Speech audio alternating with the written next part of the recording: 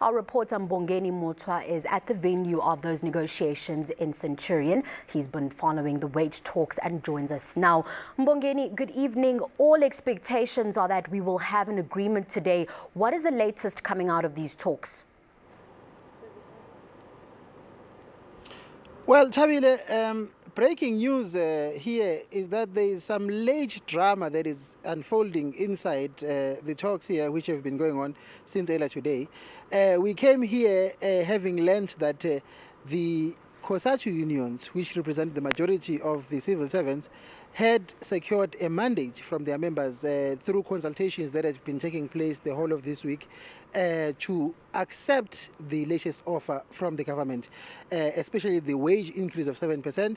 The mandate was that they should come here today and try and get some concessions, especially on the housing issue. But now we've just learned that the independent unions, which are not part of the COSATU unions, which are under the umbrella of the Independent Labour Caucus, are actually rejecting everything that government has put on the table. They are rejecting the 7% wage increase. They are rejecting the offer on medical aid, and they're also rejecting the offer on the housing, and they are adamant that they just can't accept it. In fact, a short while ago, I spoke to one of the leaders of the Independent Labour Caucus unions, the General Secretary of a union called Nopsau, and we can actually take a listen at exactly what he had to say about this.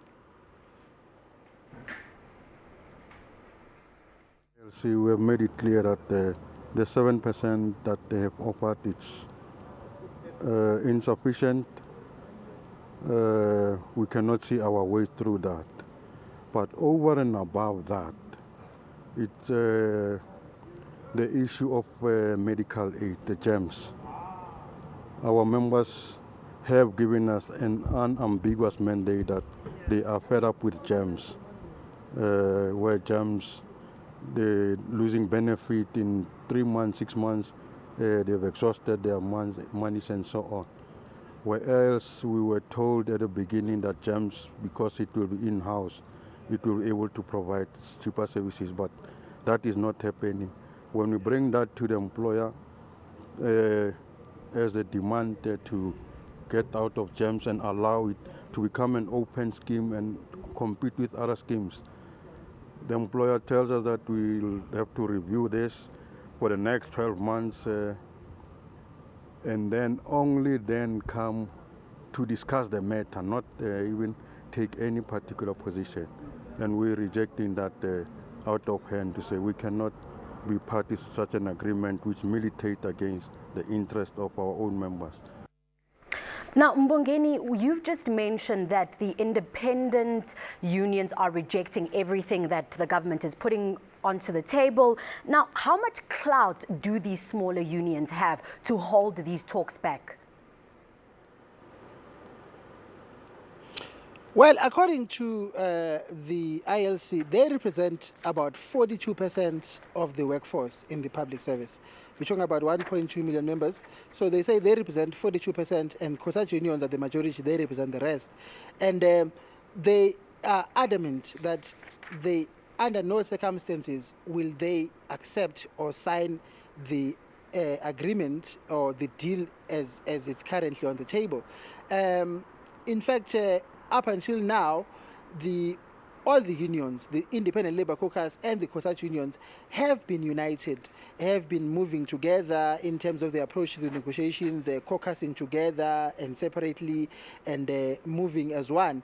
But the latest development which has just happened now is that according to the gentleman that we heard from earlier, the COSATU unions have made it clear, or have told the independent unions, that they, in terms of their mandate, will come here and sign the agreement on Wednesday. That's the date that has been agreed, that after today, everybody will come back on Wednesday for a final meeting, and those that want to sign will sign.